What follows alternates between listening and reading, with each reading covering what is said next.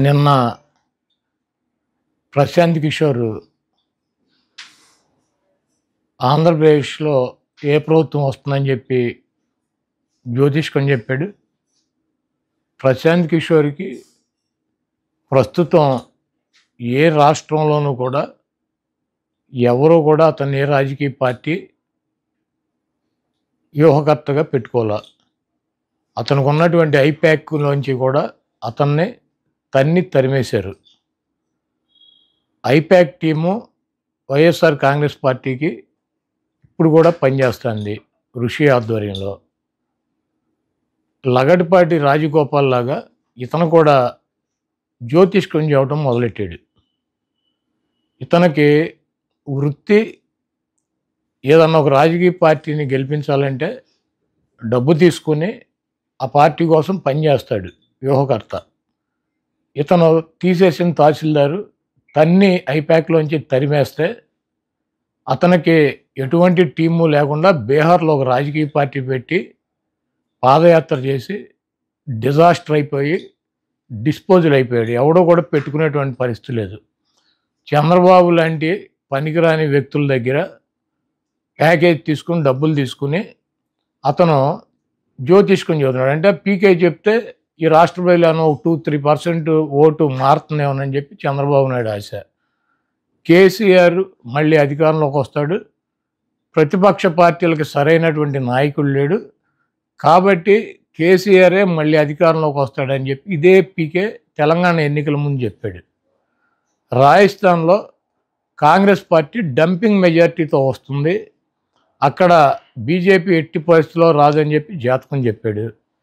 ఛత్తీస్గఢ్లో కాంగ్రెస్ ప్రభుత్వమే మళ్ళీ ఏర్పడుతుంది, బీజేపీకి 1% కూడా అవకాశం లేదని చెప్పి జాతకం చెప్పాడు. ఎప్పుడు ఇవన్నీ కూడా ఈ 3-4 నెలల్లోనే చెప్పాడు. మొన్న జరిగినటువంటి డిసెంబర్ ఎన్నికల్లో ఈ 3 రాష్ట్రాలకి జాతకం చెప్పాడు. ఇప్పుడు వచ్చి ఆంధ్రప్రదేశ్లో జగన్మోహన్ రెడ్డి గారు గెలిచే అవకాశం లేదు, తెలుగుదేశం పార్టీ గెలుస్తుందని చెప్పి జ్యోతిష్కం చెప్పాడు. ముందు జగన్మోహన్ రెడ్డి గారికి కంగ్రాచులేషన్స్ చెబుతున్నాం. ఎందుకంటే ఇటువంటి పనికిరాని తీసేసిన తహసీల్దారులు లగడపాటి రాజగోపాల్ గారు, ఈ పీకే, ఇటువంటి వాళ్ళు డబ్బులు తీసుకుని సర్వేలు చేయకుండా ఎక్కడా కూడా పని చేయకుండా నోటికి వచ్చినట్టు పిచ్చివాగుడు వాగి ప్రజల్ని ఏమో 2%, 1% నోట్లుగా ఆలోచించేవాడు ఓటు ఏమన్నా చంద్రబాబు క్యాన్సల్ అని చెప్పి విశ్వ ప్రయత్నాలు చేస్తున్నారు. ఇటువంటి పనికిరానటువంటి వ్యక్తులు చెప్పేటువంటి మాటలను ఈ రాష్ట్ర ప్రజలు పట్టించుకోరు. జగన్మోహన్ రెడ్డి గారి ప్రభంజనాన్ని ఆపగలిగినటువంటి శక్తి కానీ సామర్థ్యం కానీ ఈ పీకేలకి చంద్రబాబు నాయుడుకి ఇటువంటి వేస్ట్ ఫెలోస్కి లేదు.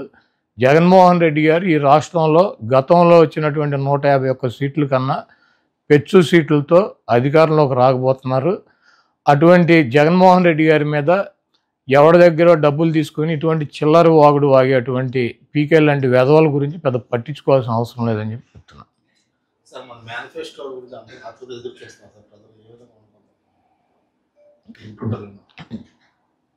మా రాజకీయ పార్టీకి మాకు వ్యూహం ఉంటుంది, సిద్ధం అని చెప్పి సభలు పెట్టి ఈ రాష్ట్రంలో ఉన్నటువంటి 175 నియోజకవర్గాల్లో ఉన్నటువంటి కార్యకర్తలను కానీ వైఎస్ఆర్ సానుభూతి పరులను కానీ మా పార్టీ అధికారంలోకి రావాలని చెప్పి నిరంతరం పనిచేసేటువంటి నాయకుల్ని కార్యకర్తలని సానుభూతి పరులని ఒక చోటకి చేర్చి జగన్మోహన్ రెడ్డి గారు ఎన్నికలకి సిద్ధం అని చెప్పి సిద్ధం సభలు నిర్వహిస్తున్నారు.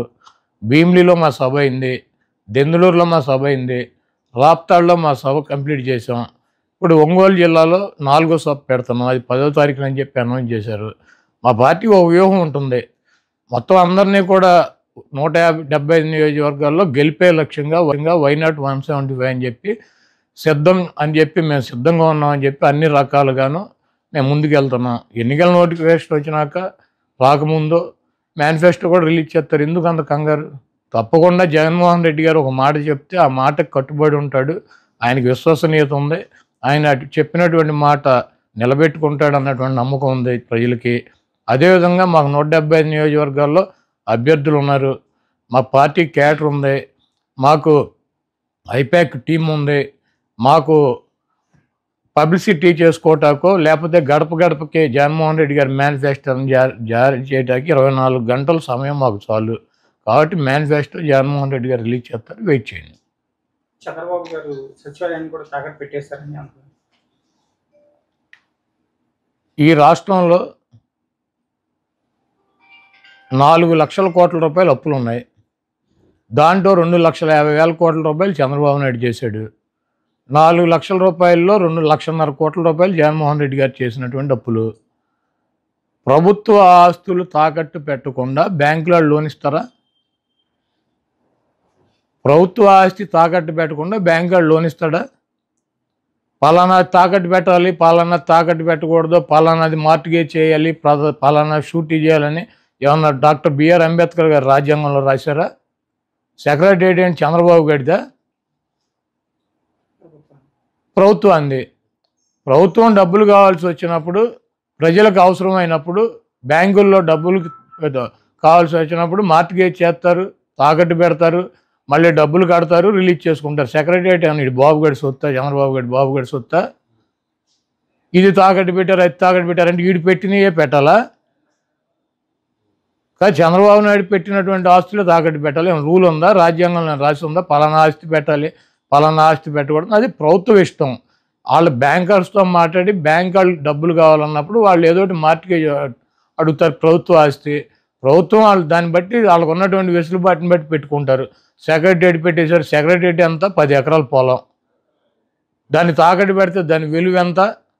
10 కోట్లు, లేకపోతే ఎకరం 20 కోట్లు ఉంటుంది, 2 కోట్లు ఉంటుంది, 20 కోట్ల ఆస్తి. ఒక సచివాలయమే పెట్టారా? నువ్వేం పెట్టలేదా గతంలో? ఈ చంద్రబాబు నాయుడు అనేవాడు ఒక చిల్లర రాజకీయ నాయకుడు. ఆయన చేస్తే సంసారం, పక్కన వాళ్ళు చేస్తే వ్యభిచారం అని చెబుతాడు. కాబట్టి ఇటువంటి చంద్రబాబు లాంటి 420 మాటలు ప్రజలు పెద్ద పట్టించుకునే పరిస్థితులు లేరు. చంద్రబాబు నాయుడుకి అభ్యర్థులు ప్రకటించుకునేటువంటి పరిస్థితి లేదు. చంద్రబాబు నాయుడు అలయన్స్లో పక్కన వాళ్ళని నమ్మించేటువంటి పరిస్థితి లేదు. ఆ ఓట్ బ్యాంకు ట్రాన్స్ఫర్ అయ్యేటువంటి పరిస్థితి లేదు. నేను ఒకటే అడుగుతున్నా, చంద్రబాబుని సమాధానం చెప్పమానండి. 30 మంది పైన తన సామాజిక వర్గం 3% ఉన్న వాళ్ళకి 30 మంది కమ్మ వాళ్ళకి సీట్లు ఇచ్చాడు చంద్రబాబు నాయుడు. పవన్ కళ్యాణ్ అడ్డం పెట్టుకుని కాపులు ఓట్లు గంపగొత్తుగా వేయించుకోవాలని ప్రయత్నం చేస్తున్నాడు.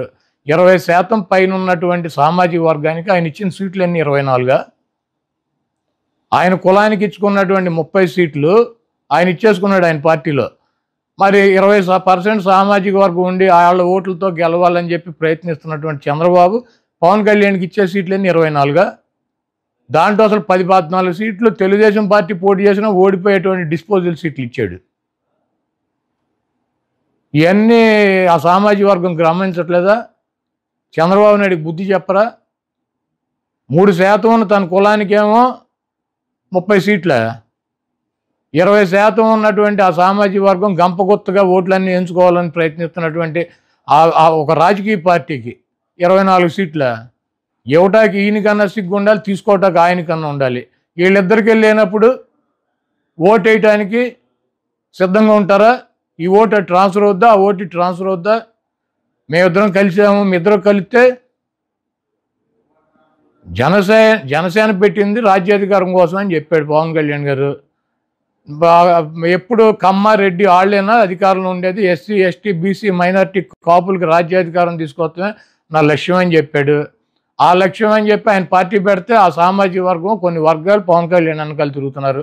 తిరుగుతూ ఇప్పుడు ఏం చెబుతాడు? వచ్చి 24 సీట్లు తీసుకుని నేను ఆ 24 సీట్లు తీసుకోవటం ఎక్కువ, నాకు బలం లేదు, మా వాళ్ళు ఎవరు భోజనాలు పెట్టరు, ఎలక్షన్లో పోటీ చేస్తే భోజనాలు పెట్టరా? 20% సామాజిక వర్గం ఉన్నాళ్ళు. ఏ నియోజకవర్గం తీసుకుంటాడు? తీసుకోమనండి, 2 లక్షల మందికి భోజనాలు పెడతారు వాళ్ళు. ఇవన్నీ పిచ్చి మాటలు. చంద్రబాబు నాయుడు ఈ రాష్ట్రానికి వెన్నుపోటుకి బ్రాండ్ అంబాసిడర్లు ఎవరో ఈ రాష్ట్రంలో వెన్నుపోటు అనగానే ఇద్దరు గుర్తొస్తారు. ఒకడు చంద్రబాబు నాయుడు, 2 నాదెండ్ల.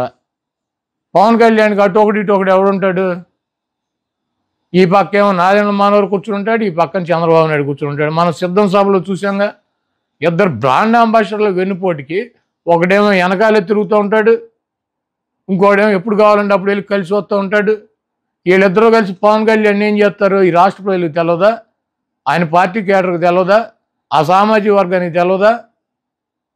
ఈరోజు పవన్ కళ్యాణ్ని రక్షించుకోవాల్సినటువంటి అవసరం చంద్రబాబు దగ్గర నుంచి జన సైనికులకి, ఆయన పార్టీకి మద్దతు ఇచ్చేటువంటి ఓట్ బ్యాంక్కి వాళ్ళకు ఉంది. ఎందుకంటే ఎన్టీ రామారావు లాంటి మహానుభావుడిని వాళ్ళిద్దరూ వెన్నుపోటు పొడిచి అవతల పారేశారు. ఈ పవన్ కళ్యాణ్ ఎంత ఆయనతో పోల్చుకుంటే? అధికారంలో ఉండి ముఖ్యమంత్రి పీఠం మీద ఉన్నాడని కోల్దోసి పక్కన పడేశారు ఇద్దరు, నాదెండ్ల నారావారు. పవన్ కళ్యాణ్ ఎంత? 24 సీట్లు ఇచ్చి దాంట్లో 14 సీట్లు అసలు ఓడిపోయే సీట్లు ఇచ్చి చంద్రబాబు నాయుడు ముఖ్యమంత్రి అవ్వాలి, జనసేనకి సీట్లు రాకూడదు, ఆ ఓట్ బ్యాంక్తో ఈయన ఒక 100-150 సీట్లు సాధించాలని నేను ప్రయత్నం. ఇవన్నీ రాష్ట్ర ప్రజలు గమనించట్లేదా? నేను ఒకటే అడుగుతున్నా, నీ సామాజిక వర్గం 3% ఉంది, 30 సీట్లు ఇచ్చుకున్నావు. 20% ఉన్నటువంటి సామాజిక వర్గం ఆయన వచ్చి పార్టీ సపోర్ట్ చేస్తే ఆయనకి ఇచ్చిన సీట్లు 24, అవి కూడా అడిగిన చోట ఇచ్చావా? నీవు ఎట్టి బస్సులో నువ్వు కూడా గెలవలేని సీట్లు వాళ్ళకి ఇస్తావు. వెన్నుపోటుకి బ్రాండ్ అంబాసిడర్లు ఇద్దరూ కూడా పవన్ కళ్యాణ్ గారికి కుడి వెడమ ఆయన్ని పట్టుకొని ఆయనతో నడిపిస్తున్నారు. ఇది పూర్తిగా సీటుల్లో వెన్నుపోటు. రేపు ఎన్నికల్లో పవన్ కళ్యాణ్ గారిని ఏదో మేము జగన్మోహన్ రెడ్డి గారు ఓడిస్తాకి ప్రయత్నం చేస్తున్నాడని ఎల్లో మీడియా వేస్తుంది. భీమవరంలో ఓడిస్తాకి, అక్కడక్కడ పిఠాపురంలో ఓడిస్తాకి మేమెట్టా ఓడిస్తాం? ఇప్పుడు భీమవరంలో 54,000 ఓట్లు టీడీపీకి వచ్చినాయి, 60,000 ఓట్లు పవన్ కళ్యాణ్ గారికి వచ్చినాయి, 70,000 మాకు వచ్చినాయి, మా 70 మాకు ఉంటాయి. ఆ 60ని 54 కలిస్తే మేమెట్ట ఓడిస్తాం? పక్కగా పవన్ కళ్యాణ్ ఓడించే తెలుగుదేశం పార్టీ. పక్కలో బళ్ళెం ఎందుకు షేర్ అడుగుతారు, వీళ్ళతో న్యూసెన్స్ అని చెప్పి చంద్రబాబు నాయుడుకి తెలదా? తెలుగుదేశం పార్టీ కేటర్కి తెలదా? తెలుగుదేశం పార్టీ వాళ్ళు ఓటేస్తారు పవన్ కళ్యాణ్ గారికి. పక్కా రాసి పెట్టుకోండి, పవన్ కళ్యాణ్ని ఓడించేది వైఎస్ఆర్సీపీ కాదు, తెలుగుదేశం పార్టీ శ్రేణులు, చంద్రబాబు నాయుడు, లోకేష్ ఆధ్వర్యంలో పవన్ కళ్యాణ్ని వాళ్ళే ఓడిస్తారు, వాళ్ళే అక్కడ వైసీపీకి ఓటు వేస్తారు. కాబట్టి మేము పవన్ కళ్యాణ్ని ఓడించాలనో, చంద్రబాబును ఓడించాలనో, లోకేష్ను ఓడించాలనో, లేకపోతే పలానా వ్యక్తిని ఓడించాలని చెప్పి వైఎస్ఆర్ కాంగ్రెస్ పార్టీకి టార్గెట్లు ఉండవు. 175 నియోజకవర్గాల్లో వైఎస్ఆర్ కాంగ్రెస్ పార్టీ అభ్యర్థులను గెలిపించుకోవటానికి మేము శక్తి వంచన లేకుండా మేము కృషి చేస్తాం, పని చేస్తాం. మా అభ్యర్థులు గెలవటానికి మా వైఎస్ఆర్ కాంగ్రెస్ పార్టీ, జగన్మోహన్ రెడ్డి గారు, మా శ్రేణులు పనిచేస్తాయి. ఎవరిని ఓడించాలి, ఎవరికి వెన్నుపోటు పడవాలి, ఎవరిని నాశనం చేయాలి, ఎవరిని సంకనాగించాలి, ఈ కార్యక్రమం అంతా చంద్రబాబు, లోకేష్ చూసుకుంటారు. వాళ్ళకి కావాల్సినటువంటి సహాయ సహకారాలు వెన్నుపోటు 1, ఈయన వెన్నుపోటు 2, 1కు అప్పచెప్పారు. 1 వెనకాల ఉండే మొత్తం కూడా కార్యక్రమాన్ని పూర్తి చేస్తారు.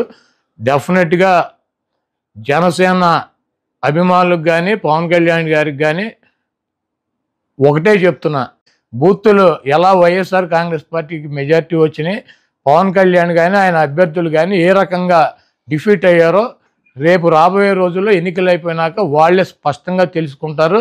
చంద్రబాబు నాయుడు చేతిలో వెన్నుపోటుకు గురవుతున్నటువంటి పవన్ కళ్యాణ్ అప్రమత్తంగా కనుక లేకపోతే, ఆయన శ్రేణులు అప్రమత్తంగా లేకుండా గుడ్డిగా ఈ 420ని దొంగలనే కనుక నమ్మినట్లయితే డెఫినెట్గా పవన్ కళ్యాణ్ మూల్యం చెల్లించుకుంటాడు రేపు రాబోయే ఎన్నికల్లో.